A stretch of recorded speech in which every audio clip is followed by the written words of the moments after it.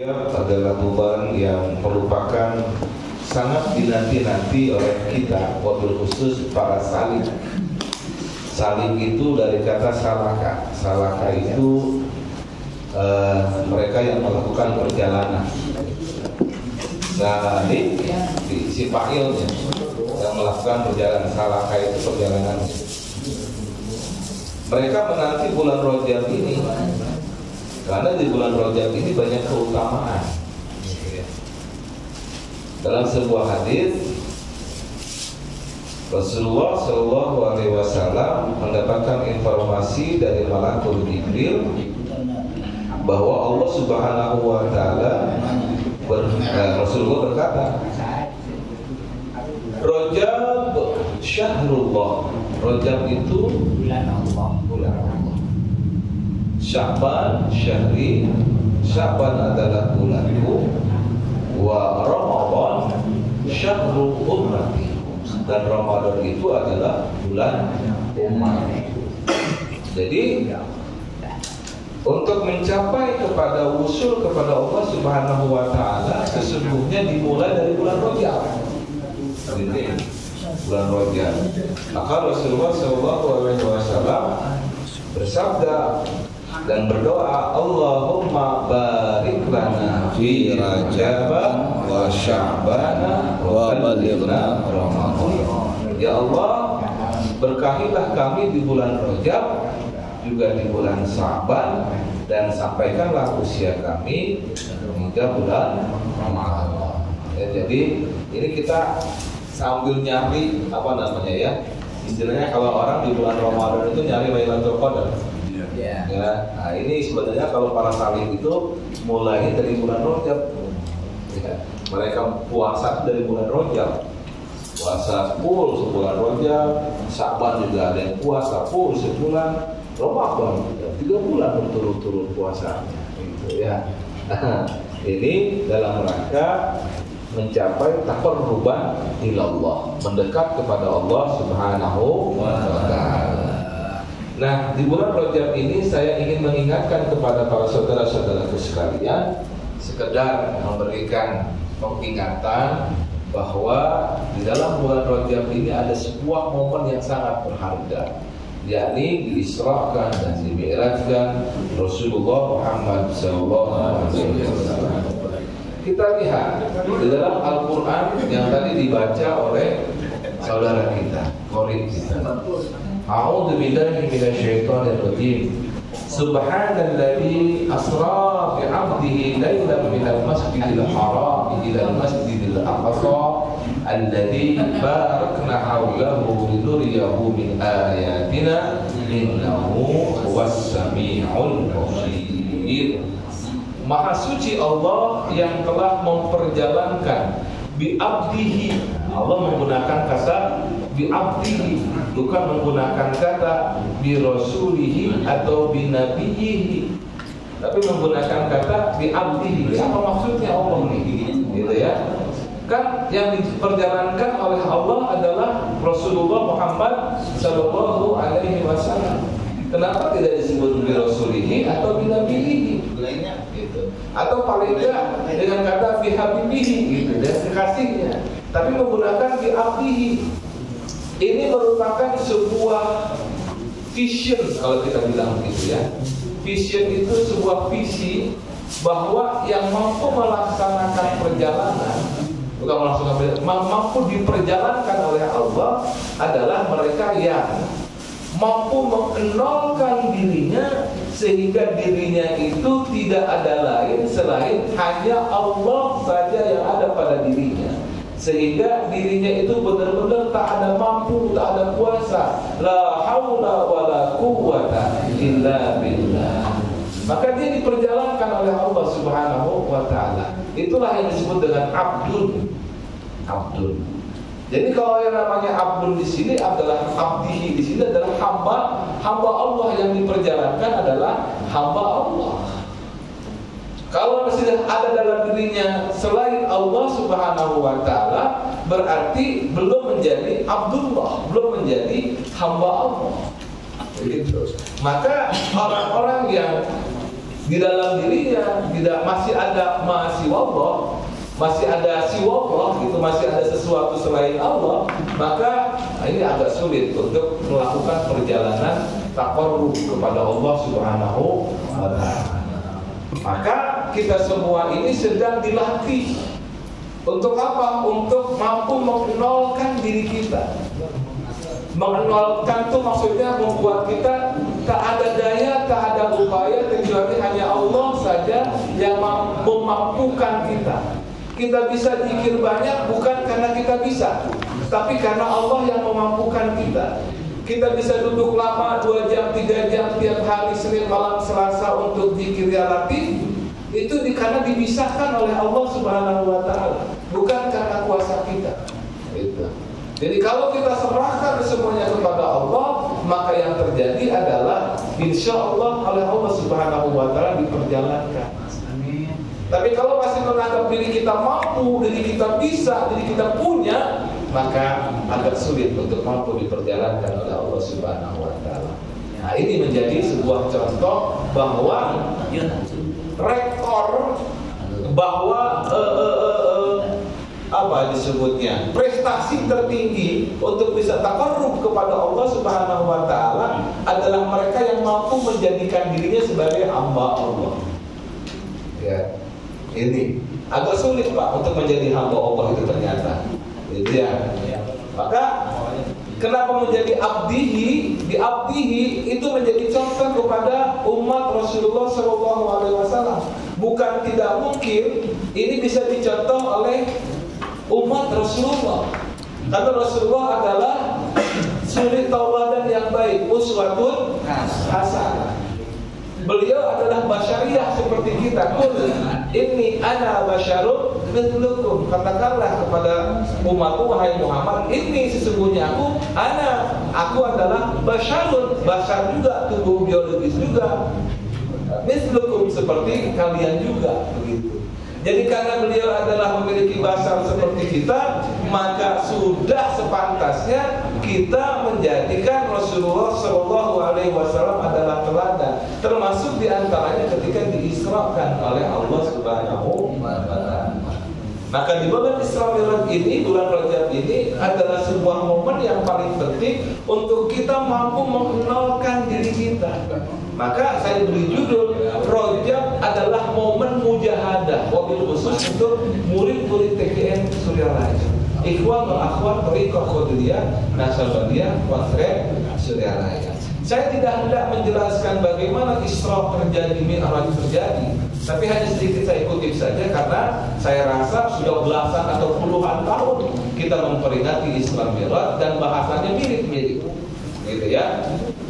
Ini kalimat atau peristiwa Isra yang diabadikan oleh Allah Subhanahu wa ta'ala dari mana? Yang termaktub di mana? Termaktub di Al-Qur'an surah Al-Isra ayat 1. Nah, pertanyaan saya, di mana terletak peristiwa Mi'raj Rasulullah SAW? Di ayat apa, di surat apa? Ada yang tahu? Ada yang tahu enggak? Ya, kalau ini kan menceritakan tentang Isra'nya Rasulullah SAW. Allah memperjalankan hambanya pada waktu malam dari Masjidil Haram di Mekah ke dalam Masjidil Aqsa di Palestina. Nah, itu. Kalau dalam perjalanan pakai jalan kaki, Masjidil Haram, Masjidil Aqsa itu masuk Palestina. Kalau dulu namanya Syams. Syams itu negara sekarang itu terbagi dalam 3 negara. Palestina, Jordan, bahkan 4. Palestina, Jordan, kemudian Lebanon, ya Israel. Israel kan jadi negara juga itu ternyata sekarang ini ya. Gitu. Nah, untuk Mi'raj Rasulullah SAW ini diabadikan oleh Allah Subhanahu wa ta'ala dalam Al-Qur'an surah apa? Nah, surah An-Najm ayat 13 sampai dengan ayat 18. A'udzu billahi minasyaitonir rajim. Wa laqad ra'ahu nazlatan ukhra. Ya. Sungguh ya Rasulullah Muhammad SAW telah melihat malakul Jibril itu dalam rupanya yang asli pada waktu yang lain. Jadi Rasulullah diperlihatkan oleh Allah Subhanahu wa taala sosok aslinya Malakul Jibril. Sosok aslinya Malakul Jibril pada saat pertama beliau lihat adalah ketika diturunkan pertama kali wahyu di Gua Hira. Nah, yang kedua pada saat Mi'rajnya Rasulullah Muhammad sallallahu alaihi wasallam. Di mana? Inda Sidratil Muntaha, yaitu di Sidrah Al-Muntaha. Sidrah itu hamparan, Al-Muntaha dari kata intaha, terakhir. Hamparan yang terakhir, alam yang terakhir. Jadi ditampakkan wujud asli Malakul Jibril. Mudah-mudahan saya bisa tampakkan hadisnya ketika Rasulullah sallallahu alaihi wasallam diperlihatkan sosok aslinya Malakul Jibril. Indaha jannatul ma'wa. Dekat mana? Dekat surga, surga al-ma'wa, surga tempat tinggal. Idh yaksa sidrata ma yabsa. Ya. Rasulullah SAW melihat Jibril ketika di Sidratul Muntaha diliputi oleh sesuatu yang meliputinya. Ya. Kemudian mazaqal basara wa ma taqa, penglihatan Rasulullah SAW tidak berpaling dari yang dilihatnya itu dan tidak pula melampauinya. Walaqad ra'a min ayati rabbihil ukhra, sesungguhnya dia telah melihat sebagian tanda-tanda kekuasaan Tuhannya yang paling besar. Nah ini ya, yang paling besar. Jadi Malakul Jibril memperlihatkan dirinya di hadapan Rasulullah Muhammad sallallahu alaihi wasallam. Pada saat peristiwa Mi'raj Rasulullah sallallahu alaihi wasallam itu beliau didampingi oleh Malakul Jibril naik ke atas dari Masjidil Haram. Ya. Ketemulah beliau di langit pertama dengan Nabi Adam alaihissalam sebagai Abul Bashar, sebagai simbol basyariah, simbol tubuh biologis. Karena yang paling awal diciptakan secara basyariahnya adalah Nabi Allah Adam alaihissalam. Singkat cerita, kemudian beliau diangkat lagi, naik, bertemu di langit kedua. Dibukalah pintu langit kedua, beliau berjumpa dengan Nabi Yahya dan Nabi Isa alaihissalam, yang merupakan simbol kehidupan dan keruhanian. Karena kalau kita lihat sirahnya Nabi Isa alaihissalam, beliau itu ruhaninya luar biasa. Dia mampu menyembuhkan orang yang sakit yang tidak bisa disembuhkan orang lain. Bahkan dalam sebuah sirah, beliau itu mampu menghidupkan orang mati biidznillah, dengan izin Allah Subhanahu wa taala. Naik lagi ke langit berikutnya, berjumpa dengan Nabi Yusuf alaihi salam, merupakan sumber hikmah dan kearifan. Ya, di zaman Nabi Yusuf alaihissalam orang banyak bertanya tentang takwil mimpi, dan Nabi Yusuf alaihissalam menjadi orang yang paling mampu mentakwilkan mimpi. Bahkan mimpi raja bisa beliau takwilkan tentang 7 sapi ya, dan sebagainya. Naik lagi ke langit keempat, beliau berjumpa dengan Nabi Idris alaihissalam. Dia adalah sumber ilmu pengetahuan. Kalau kita baca buku-buku ensiklopedia, Nabi Idris alaihi salam itu adalah orang yang sangat cerdas. Bagi orang Yunani, dia namanya adalah Hermes. Hermes. Bagi orang Yunani itu namanya adalah Hermes. Dia adalah gurunya Pythagoras. Itu Hermes itu. Ya, tahu kan kalau ilmu matematika ada Pythagoras ya, ada segala macam itu ya. Jadi karena dia perlu sumber ilmu pengetahuan. Lalu naik lagi ke langit kelima, berjumpa dengan Nabi Harun alaihissalam. Nabi Harun ini waktu dulu mendampingi Nabi Musa alaihissalam terkenal dengan keahliannya berdiplomasi. Ya, kan Nabi Musa diutus oleh Allah. Kata Nabi Musa, ya Allah, saya nggak sanggup untuk melawan Fir'aun. Saya mohon kepada Engkau ya Allah, jadikan saudaraku juga seorang nabi. Itu Nabi Harun maksudnya ya. Jadi karena Nabi Harun kemudian atas permintaan Nabi Musa alaihissalam untuk menjadi seorang nabi, mendampingi Nabi Musa. Dan ketika berdiplomasi, yang banyak diplomasi adalah Nabi Harun. Tapi Kemudian di langit yang berikutnya barulah Rasulullah SAW berjumpa dengan Nabi Musa alaihi salam sebagai sumber politik dan keberanian. Beliau ini ya paling berani dan tenaganya luar biasa. Guru saya pernah mengisahkan kekuatannya Nabi Musa alaihi salam itu sebanding dengan 50 orang. Gitu ya. Makanya beliau sekali pukul orang aja langsung teler tuh orang gitu. Maksud ya, nah singkat cerita kemudian beliau naik lagi ke langit ketujuh berjumpa dengan Nabi Ibrahim alaihissalam wa idza huwa mustanadun ila baitil ma'mur.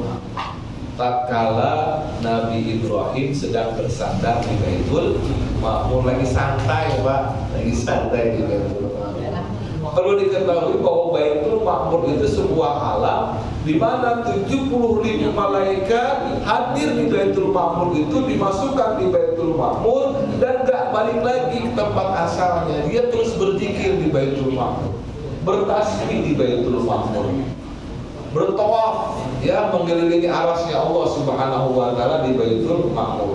Kalau ditarik lurus dari Baitul Ma'mur ke Al-Makkah Al-Mukarramah, tepatnya ke Ka'batul Musyarrafah, maka lurus, tegak lurus. Ya, jadi kalau di alam dunia umat Islam tawaf mengelilingi Ka'bah, maka di atas di Baitul Ma'mur malaikat itu tawaf mengelilingi arasnya Allah Subhanahu wa taala. Masya Allah, Masya Allah. Ya.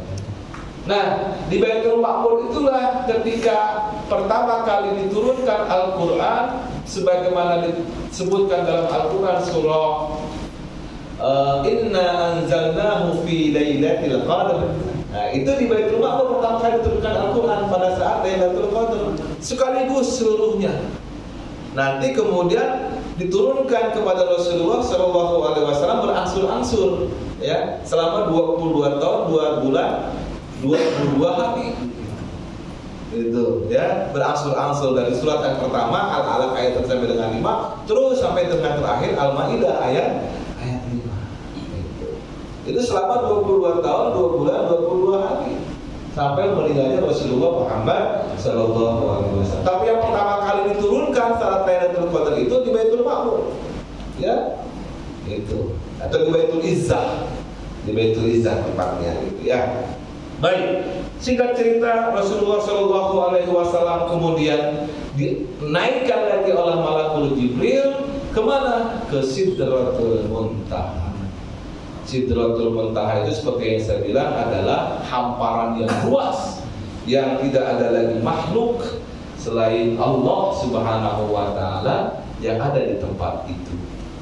Maka sebuah prestasi yang luar biasa. Nabi-nabi lain selain Nabi Muhammad SAW tak mampu mencapai Sidratul Muntaha, hanya Rasulullah Muhammad SAW yang mampu mencapai Sidratul Muntaha, bahkan ke Qubah Sayyidau Adna ya, lalu bercakap-cakap dengan Allah Subhanahu wa taala. Nah, di Sidratul Muntaha itulah Malakul Jibril menampakkan wujud aslinya ya.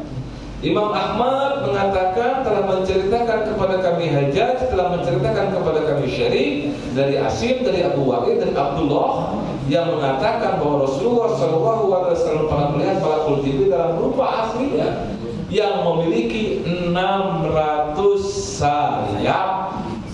Tiap-tiap sayap darinya memenuhi ufuk, tahu ufuk? Kalau kita di Tanjung Pasir di tepi pantai kita melihat ke kejauhan, ujung terakhir yang kita lihat itulah yang disebut dengan ufuk. Jadi satu sayapnya itu bisa menutupi ufuk. Jadi kurang lebih kalau beliau bentangkan sayapnya itu bisa menutupi alam dunia. Subhanallah. Ya ramahan dikit ceramahnya. Masya Allah. Masya Allah. Alhamdulillah. Ada dua nih kopi ini. Masya Allah. Wah, Ustaz habis orangnya. Tahu sih itu jadi biar awal tadi kita. Ya, saya dicicipin dulu ya. Yang duluan itu. Mantap. Dari Haji Romli. Alhamdulillah. Jadi beliau Rasulullah Muhammad SAW melihat sayapnya malakul Jibril itu mampu melingkupi dunia dan segala isinya. Itu satu sayap. Apalagi dengan satu sayap, gitu. Saking gedenya, gitu ya. Tentu nggak bisa Rasulullah SAW. Dari sayapnya itu berjatuhan beraneka warna, permata, dan yakut. Jadi kalau mau kaya, deketin malakul Jibril. Banyak permata sama yakut dari malakul Jibril. Cuma saya malakul Jibril nggak datang lagi ke alam dunia. Rasulullah wafat, beliau sudah tidak menurunkan lagi ya wahyu dari Allah Subhanahu wa taala karena habis ya. Gak ada lagi nabi setelah Rasulullah Muhammad SAW. Itu. Yang hanya Allah sendirilah yang mengetahui keindahan dan banyaknya. Jadi ini Imam Ahmad, maksudnya Ahmad bin Hanbal ya, meriwayatkannya secara tunggal asal ini. Gitu ya. Nah, ini luar biasa ya. Jadi perjalanan tadi dari mulai langit pertama, langit kedua, langit ketiga sampai dengan langit ketujuh sampai kepada Sidratul Muntaha, ini adalah perjalanan yang disebut dengan perjalanan ke dunia luar, ke ketinggian alam menuju Allah Subhanahu wa taala. Yang kita sebut dengan, kalau orang-orang di akademisi itu bilang makrokosmos. Ya, makro itu besar, kosmos jagat. Ya, jagat raya. Makrokosmos itu. Orang Jawa bilang apa? Jagat gede, Pak. Ya, jagat gede. Makrokosmos. Perjalanan dari bumi ke langit 1, 2, 3, 4, 5, 6, 7 dan seterusnya, itu adalah perjalanan makrokosmos. Itu diraih oleh Rasulullah Muhammad SAW karena proses penghambaan dirinya yang luar biasa di hadapan Allah Subhanahu wa taala. Dan bukan tidak mungkin hamba-hamba Allah umat Rasulullah Muhammad SAW yang lain yang mencontoh Rasulullah, bagaimana Rasulullah mampu menghambakan dirinya di hadapan Allah, bisa juga melakukan perjalanan sebagaimana perjalanan Rasulullah Muhammad Sallallahu Alaihi Wasallam. Itu. Melalui apa prosesnya? Tidak melalui perjalanan makrokosmos. Karena yang mampu melakukan Isra dan Mi'raj diperjalankan oleh Allah hanya Rasulullah Muhammad Sallallahu Alaihi Wasallam. Tapi melalui proses mikrokosmos, proses perjalanan ke dalam diri sendiri. Hadis Rasulullah Muhammad Sallallahu Alaihi Wasallam, hadis qudsi, banaitu fi jawfi ibni Adam qasran. Aku membangun di dalam jasadnya anak Adam itu ada istana. Wa fil qasri sadron, di dalam istana itu ada sadron, dada. Wa fis sadri qalban, di dalam sadr, di dalam dada ada qalban, qalbu. Wa fil qalbi fuadan, di dalam qalbu ada fuad. Wa fil fuadi saqafan atau saqafan, ya. Di dalam fuad ada saqaf. Kalau orang Mesir nggak bisa ngomong kok, tapi ya, segaf. Dia segaf itu sabab, jadi kata sabab, gitu ya. Wa fi saqafi labban atau lubban, di dalam sabab ada lub, ada inti. Wa fil ladhi sirran, di dalam lub ada sir, rahasia. Wa fi sirri ana, di dalam sir ada aku. Ini yang disebut dengan mikrokosmos, perjalanan ke dalam diri sendiri. Melakukannya adalah proses perenungan, proses pendekatan kepada Allah Subhanahu wa taala dengan melakukan kontemplasi. Itu. Bicara dengan dirinya sendiri, menyebut-nyebut asma-Nya Allah Subhanahu wa taala sampai ke kedalaman diri yang tadinya di luarnya adalah dada, kemudian masuk ke dalam qalbu, masuk ke dalam fuad, masuk ke dalam sahab, masuk ke dalam lub, masuk ke dalam sir. Di dalam sir itulah ada Allah Subhanahu wa taala. Inilah luar biasanya umat Rasulullah Muhammad Sallallahu Alaihi Wasallam. Tidak mampu dia melakukan perjalanan ke makrokosmos, tapi dia mampu melakukan perjalanan di mikrokosmos. Nah, kemudian itu diadopsi di dalam dunia pewayangan. Bagaimana Bima itu melakukan perjalanan ke dalam diri, ya, dibimbing oleh Dewa Ruci masuk ke dalam dirinya. Itu diadopsi. Itu sebenarnya cerita yang disadur dari hadits qudsi ini, ya. Oleh Sunan Kalijogo, oleh Sunan Bonang, gitu ya. Sunan Kalijogo berguru kepada Sunan Bonang. Ini proses bagaimana dirinya seseorang itu mampu mengenal Tuhannya. Maka ada hadis, man 'arafa nafsahu faqad 'arafa rabbahu. Siapa yang mengenal dirinya, maka dia mengenal Tuhan. Maka proses mujahadah kita untuk mampu melewati lapisan-lapisan ini adalah merupakan mujahadah kita di bulan Rajab ini, para bapak dan saudara-saudara sekalian. Bagaimana teknisnya, Ustaz? Nah, teknisnya begini. Saya tadinya mau bicara tentang sangat filosofis, tapi nanti ngantuk teman-teman kalau terlalu filosofis. Ya. Maka saya agak sedikit teknis ngomongnya. Agak sedikit teknis. Kalau diri kita yang sensitif terhadap cahaya apa? Mata kita. Yang sensitif terhadap bunyi, kuping. Yang sensitif terhadap suhu, temperatur, kulit. Gitu ya. Yang sensitif terhadap rasa, pengecapan, lidah. Maka di dalam diri kita ada yang disebut dengan panca indera. Tapi bagaimana, apakah ruh kita mempunyai sensitivitas? Ketika tatkala zikir disampaikan, dilewatkan ke dalam ruh kita, maka sensitivitas itu akan bergerak. Nah, itulah yang disebut dengan latoif. Latoif itu bentuk jamak dari kata latif. Bentuk muannasnya adalah latif. Artinya adalah sesuatu yang lembut, yang peka, yang sensitif. Kepekaan atau sensitivitas, sensor dia. Tatkala zikir dialirkan ke dalam titik-titik latoif itu, maka zikir akan begitu terasakan ke dalam diri.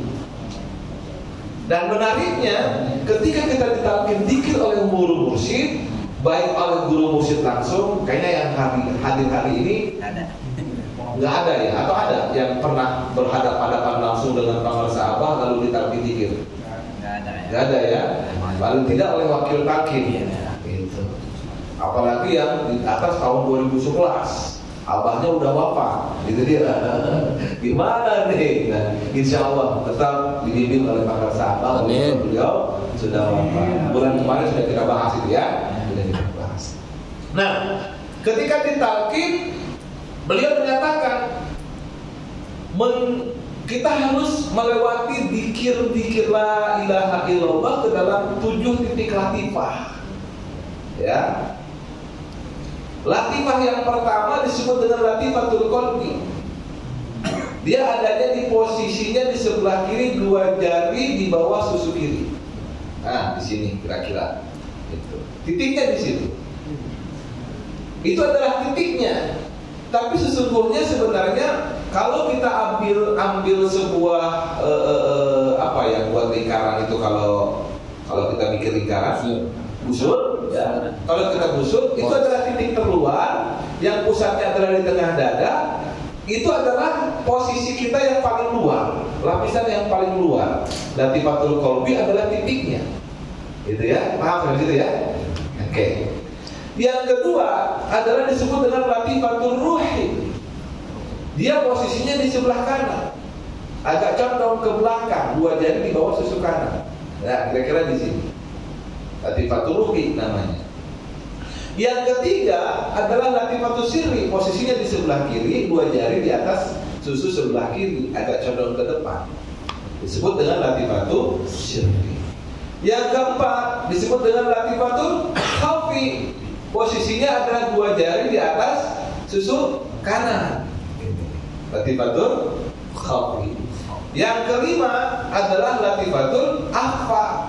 Posisinya adalah di tengah-tengah dada. Sedangkan yang keenam adalah disebut dengan latifatul nafsi, di tengah ini kening ya, di antara dua mata. Yang terakhir adalah latifatul qalb. Jadi inilah lataif kita ya. tujuh latifah atau lataif. Sebentar ya. Nanti kalau udah beres baru tanya jawab ya. 7 lataif. Saya belum beres, lagi on gitu ya. Supaya nggak terlewat. Jadi 7 lataif ini adalah sensitivitas. Ketika kita harus berzikir, maka lewatkan dia, sentuh ketika mengucapkan la dari bawah pusat. Maksud di bawah pusat itu berarti paling bawah nih, bagian kemaluan kita, ya. Itu dizikirin, kalau nggak dizikirin dia bakal nakal. Sensor kenceng. Dizikirin melewati latifatul akhfa di tengah-tengah, melewati latifatul nafs ya. Di sini ada beberapa wakil takim membayangkan, membulatkan kalimat la-nya itu seperti huruf lam alif. Gitu. Maka ada yang menyarankan untuk dirasakan seperti ada huruf bulatannya gitu di tengah dada. Gitu ya. Saya bukan lagi nafkin ya. Ini semua udah ditafsir kan? Ini sekedar memberikan pemahaman secara teoritis. Lawan tenggorokan sampai latifatul nafs itu dilewatkan. Sampai ke ubun-ubun. Gitu. Jadi mempraktekannya seperti itu, membayangkannya. Jadi jangan, bukan hanya sekedar begitu. Jadi bayangkan bahwa dzikir kita itu melewati 3 latifah itu supaya tersentuh dan si ruhnya ini bangun. Gitu ya. Kalau kita bayangkan kan luar biasa itu terasa. Ya, kalau hanya sekedar itu nggak ada apa-apanya, nggak ada nilainya, kosong. Maka kalau kita bayangin seakan-akan membentengi depan dan belakang kita dari godaan setan. Sebab setan berproklamasi di hadapan Allah. Aku sesungguhnya akan mendatangi mereka dari depan dan belakang mereka. Itu. Maka kita bentengi dengan kalimat la, sambil dirasa-rasakan menyentuh latifatul akhfa, menyentuh latifatul nafs, menyentuh latifatul qalb. Gitu. Ya, memang ini tidak didetailkan pada saat talqin oleh wakil talqin, nggak didetailkannya pada saat pembinaan. Gitu. Seperti hari ini. Ada yang pernah menyampaikan sebelum saya? Belum ya. Alhamdulillah ini takdirnya hari ini gitu. Ya. Lalu kemudian ketika mengucapkan ilaha, disentuhkan 2 latifah di sebelah kanan, yang keempat sama yang kedua.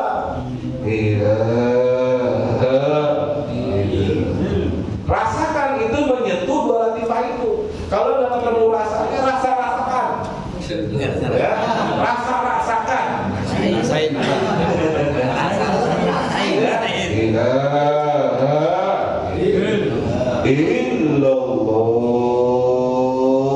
Sentuh yang ketiga sama yang pertama. Latifatul sirri sama latifatul qalb.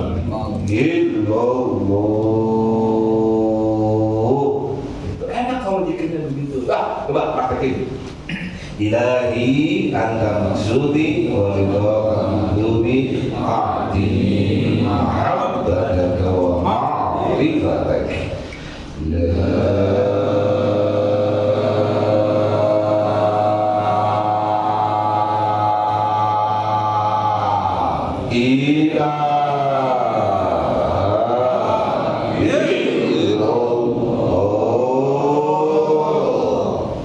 enak kan?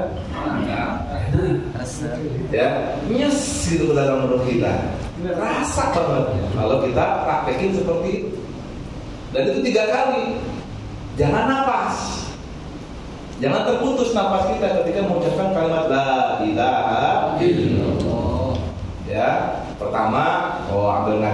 nggak kuat, nggak apa-apa, tarik nafas, lalu terus yang kedua, hembuskan nafas lagi, tarik nafas lagi, la ilaha illallah. Itu caranya. Kalau yang nafasnya kuat, 3 ucapan itu jangan putus. Kalau yang nafasnya kuat. Tapi kan kita udah bayanginnya aja tadi udah kecapean gitu dari nafasnya kan. Gitu. Nah, barulah kemudian yang selanjutnya 4, 5, 6 dan seterusnya nggak mesti begitu.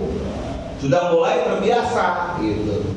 Nah, la ilaha illallah, la ilaha illallah, la ilaha illallah. Terus lama-kelamaan nggak mesti. Kalau kecepatan bingung itu kepala, jadi bingung ya. Kalau bisa gitu ya. Kira-kira aja dengan rasa kita.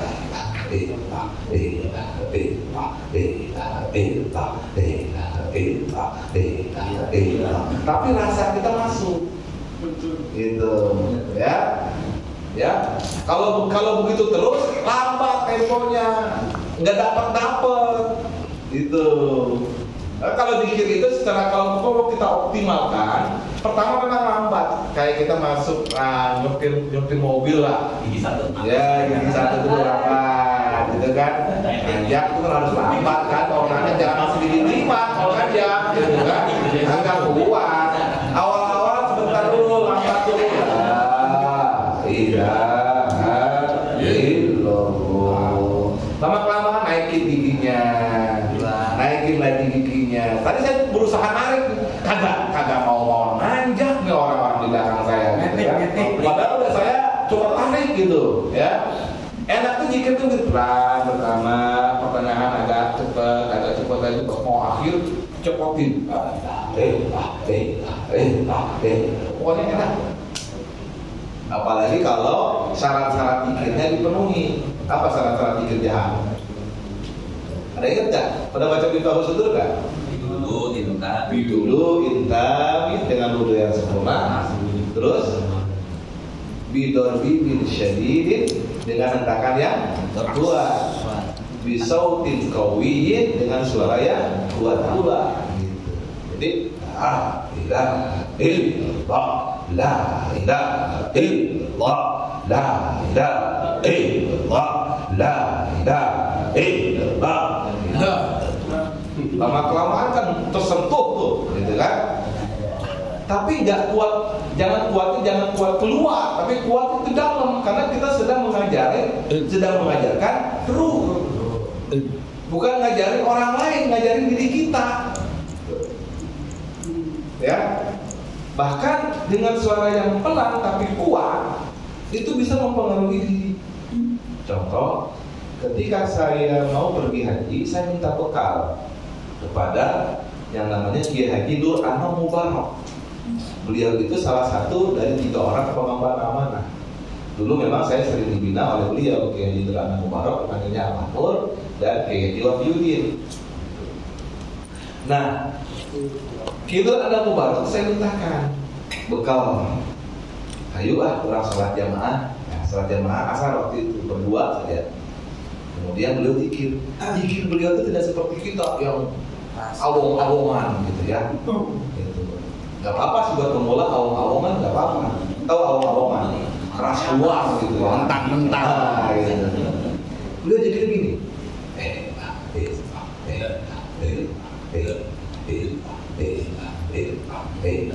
Kayak kata orang Sunda mah harewos, tahu harewos? Ya orang kayak berbisik begitu. Tapi saya ngikutin tuh. Enak banget, walaupun zikir cuma berdua bisa melebihi zikir ketika 40 orang. Coba berdua orang gitu ya. Sampai kali darurat. Nah, nggak tahu dah tuh ya. Nggak tahu dah yang ngajarnya orang apa namanya adiknya pengusaha Abah itu kan adik ujungnya, terus kemudian diyakini oleh murid-muridnya juga dia salah satu dari murid pengusaha Abah yang sudah usul. Jadi memang enak dibawa oleh orang yang sudah usul gitu. Selain beliau ada lagi yang lain-lain seperti kayak dia apa Abdul Aziz yang membina Tangerang ya, pernah dengar kan dengan AA ya, ada lagi Pak Paksa Akeh dan banyak lagi wakil targetnya. Jadi walaupun suaranya nggak banter gitu, tapi rasain nanti, latih lah. Mungkin kalau lagi berdua sama istri atau berdua sama teman-teman lagi di mana begitu, bikinnya gak usah kenceng-kenceng, tapi kuat, pakai suara dalam. Ya, nah ini caranya. Nah, ini latifah-latifah ini justru pada bulan Rajab ini harus kita perbanyak, harus kita harus kita latih untuk selalu menzikirkan asma Allah Subhanahu wa taala. Terutama yang awal-awal ini nih bagi para pemula adalah yang di dada kita, yang di dalam diri ini, ya. Seperti yang saya bilang bahwa lapisan terluarnya adalah latifatul qalbi. Maka zikirkan ismujad di situ. Ya, ketika kita tawadhu, zikir khafinya di situ diperbanyak. Ya, diperbanyak di situ, maka terkadang ada beberapa orang yang menyaksikan, kan kalau dalam diagram 7 latifah itu ada warna-warna ya. Iya, ada warna-warna. Dan latifatul qalbi itu diwakili oleh warna kuning. Kenapa? Wallahu a'lam, tapi memang kebanyakan yang pada saat intens mereka di latifatul qalbi akan sering menjumpai cahaya berwarna kuning. Itu. Ya. Wallahu a'lam itu cahaya apa? Saya juga belum dapat informasi dan wakil talqin yang ditanya itu nggak terlalu banyak menjelaskan, gitu ya. Kecuali mungkin kalau nanyanya sama pengarsa abah mungkin akan banyak dijelasin, gitu ya. Atau orang-orang yang sudah usul kepada Allah Subhanahu wa taala. Tapi seringkali memang dijumpai di latifatul qalbi itu ketika dia intens di situ, maka akan dijumpai cahaya. Tapi jangan terjebak di situ. Ya, kayak kita melakukan perjalanan ke Bandung. Lewatnya lewat puncak. Di puncak banyak pemandangan bagus. Jangan berhenti ke Bonteng, nggak sampai Bandung. Gitu ya. Terusin perjalanannya sampai ke Bandung, karena tujuannya di mana? Di Bandung. Tujuannya kemana? Kepada Allah. Jangan terlena dengan cahaya warna kuning. Itu maksud saya. Tapi akan ketemu. Buat apa? Nah, sekedar tahu aja. Gitu. Wallahu a'lam. Itu maksudnya apa? Ya, pasti masing-masing nanti akan merasakannya. Caranya latih, riyadhah. Nggak ketemu Ustaz. Justru bukan dengan langsung ke zikir khafi, awali dengan zikir jahat. Zikir jahatnya banyakin dulu. Kalau biasanya cuma 165, tambah 10 kali lipat paling berapa jadinya? 1.600-an. Sebentar kalau udah biasa mah, apalagi kalau ruhnya ikut bergerak, maka zikirnya itu menjadi enak. Kalau dipaksakan ruhnya gak digerakin, maka gak bergerak-gerak, yang ada capek. Itu, ya. Momen zikir jahar dibanyakin itu sambil juga menggerakkan zikir di dalam latifah kita. Itu Pak. Ya. Penuhin itu latifah qalbinya dengan ismudzat. Tahu kan maksud saya? Ya, saya nggak boleh kamu mengucapkannya itu. Ya. Sebutkan dia terus. Bagi pemula dalam Naqsabandi yang lain, ya, itu ketika pertama kali ditalqin, itu latihannya paling enggak zikir khafi itu 3.000 kali, bahkan sampai 5.000 kali.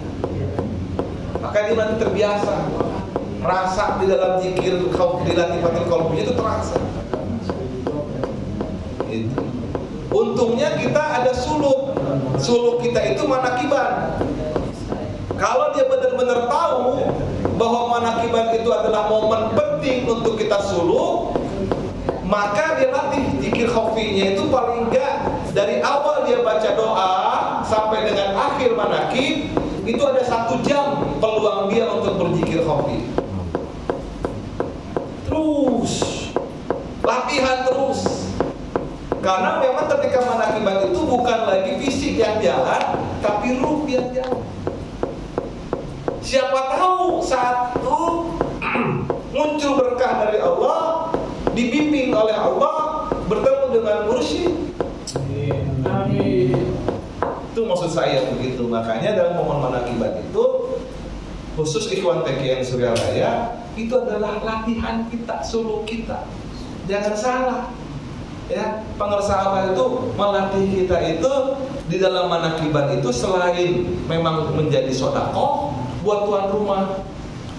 Bahkan kalau misalkan dia sadar yang hadir itu ikut berkontribusi. Ya. Jangan manakibat itu menjadi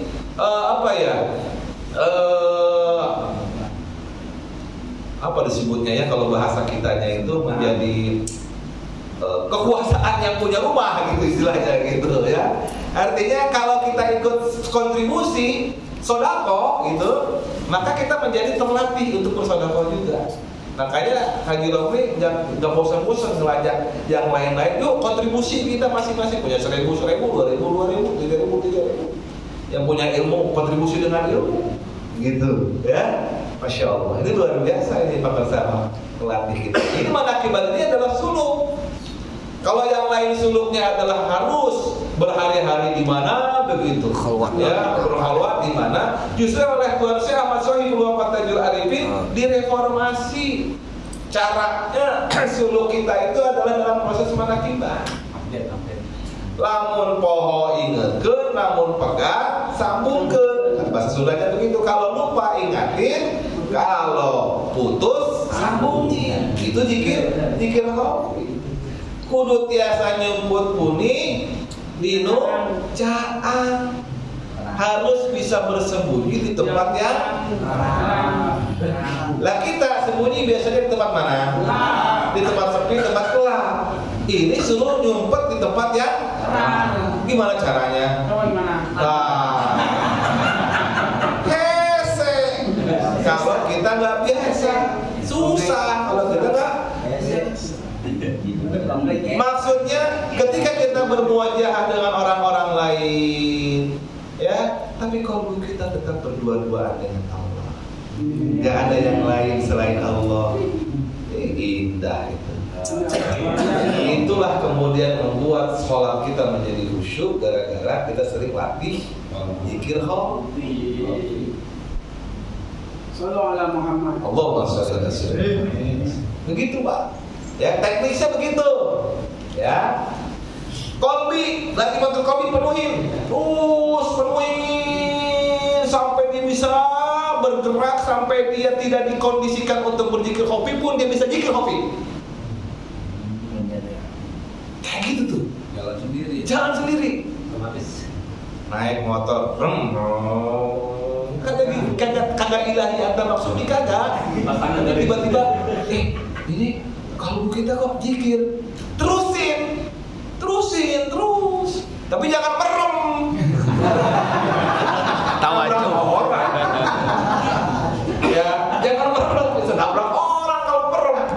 Terusin aja sambil matanya memandang yang lain gitu ya, atau terlewat kemudian ada orang naik motor, kemudian yang tersingkap sedikit. Nah, kalau kita terusin di hati.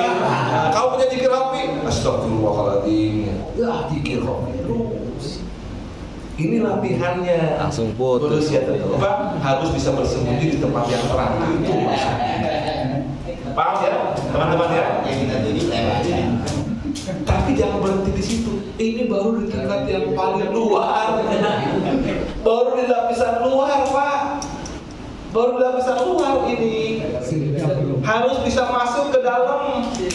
Masuk ke latifah yang kedua, latifatul ruh. Yang titiknya, pintunya ada di sebelah kanan. Kita ngelatihnya di sebelah kanan. Suatu saat, ini cerita lagi dari Kiai Mubarak. Dulu waktu kecil dipanggilnya Nom sama ayahnya, Mbah Sepuh. Dipanggillah beliau, Nom. Masa sudah dulu nih ya. Tos sabaraha zikir teh. Ada berapa zikir kamu? Maksudnya latifah berapa? Dijawab oleh pengarsa Abah Anom, Abah Nur dengan Pak Nur Anom. Tos tilu Abah, maksudnya dari latifatu khofi. 3 apa? Siri ya? Siri, latifah siri. Mana kata Abah Sepuh? Hiji kene Mana baru satu juga lo gitu kan, kita lu ngaku 3 gitu kan. Sok ayeuna mah zikir deui sing seueur, fokus di latifatul qalbi. Fokus di latifatul qalbi. Maka beliau setelah itu zikir banyak di latifatul qalbi terus. Beliau mengabaikan yang lain. Pokoknya zikir qalbinya di latifatul qalbi terus. Lama kelamaan sudah terbiasa. Suatu saat dipanggil lagi oleh Abah Sepuh. "Nom, tos sabaraha zikir teh?" Dijawab oleh Abah Nur, "Hiji kene, Abah. Mana ayeuna mah tos genep." Mana sekarang mah udah 6. Kok bisa begitu? Beliau fokus di latifatul qalbi. Kelihatan oleh Abah Sepuh cahayanya tidak hanya di latifatul qalbi, tapi sudah memenuhi 6 latifah. Bagaimana menjelaskannya, Pak?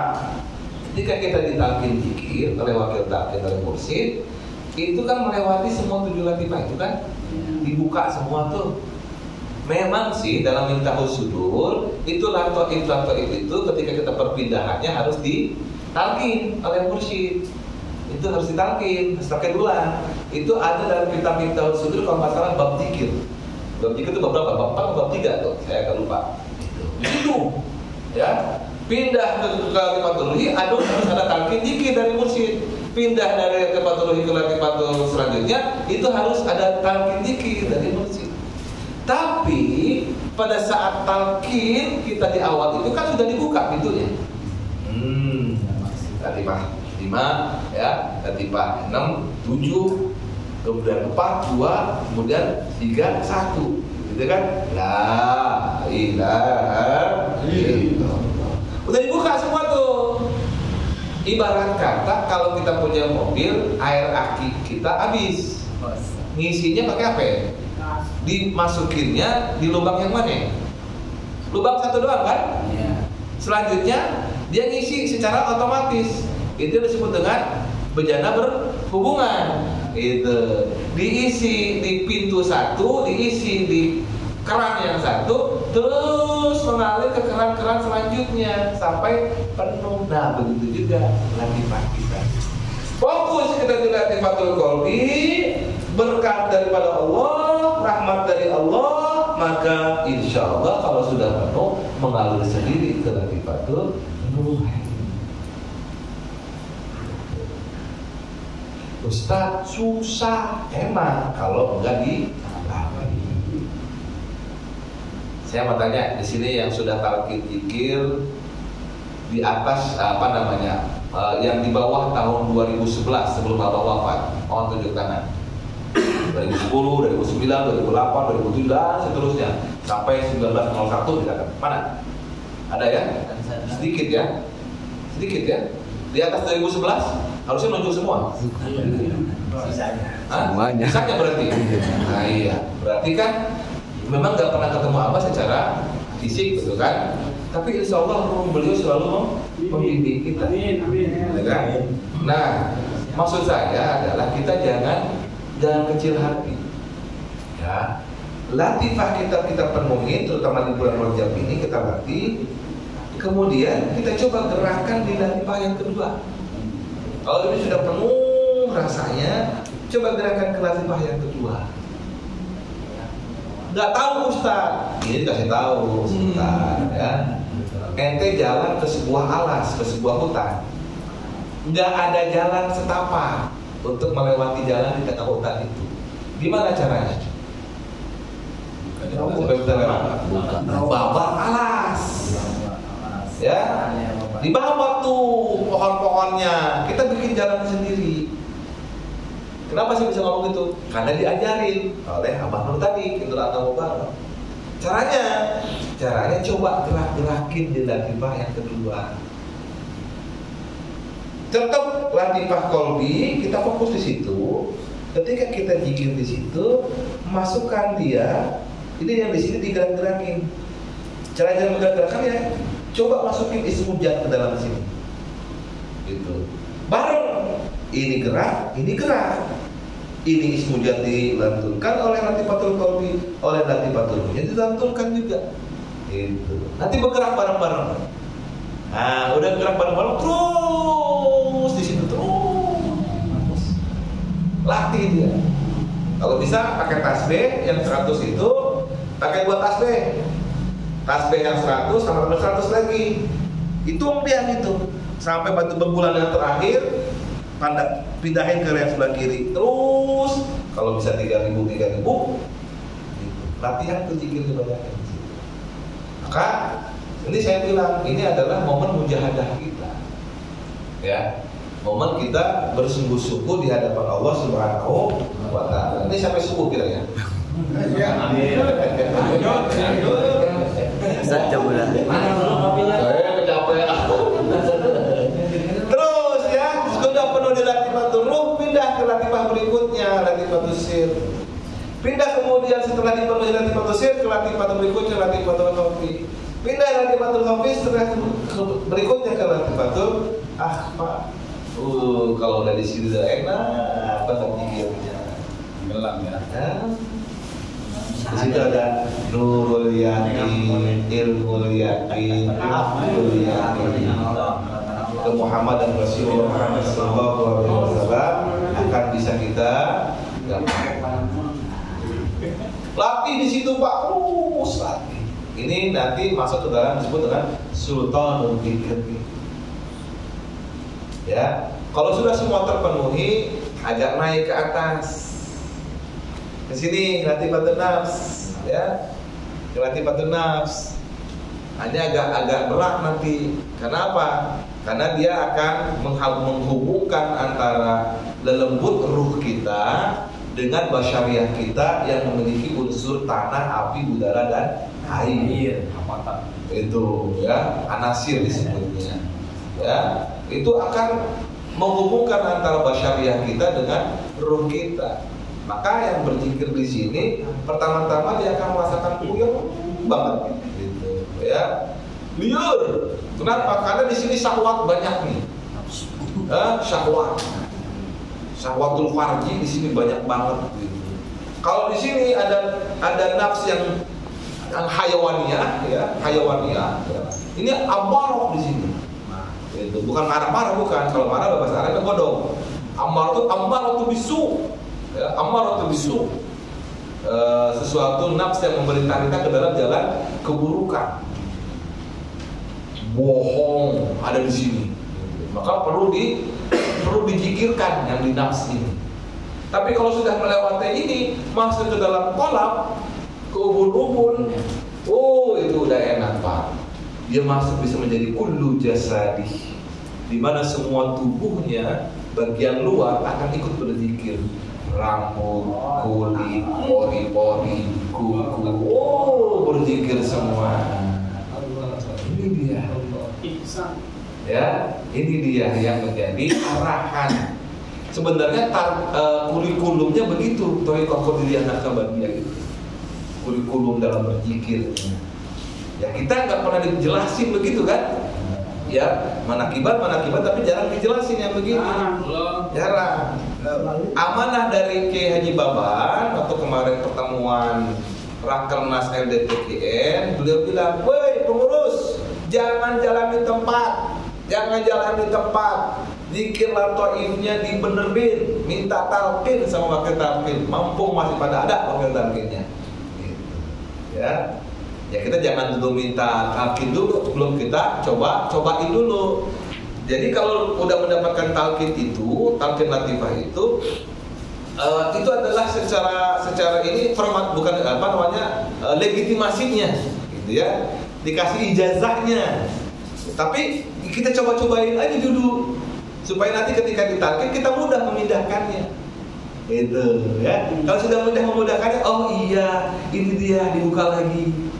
Masuk lagi ke latifah itu, oh iya ini dia dibuka lagi, enak kita masukinnya. Kenapa? Karena kita sudah nyoba, kan gitu. Ya, siap? Siap. Latihan?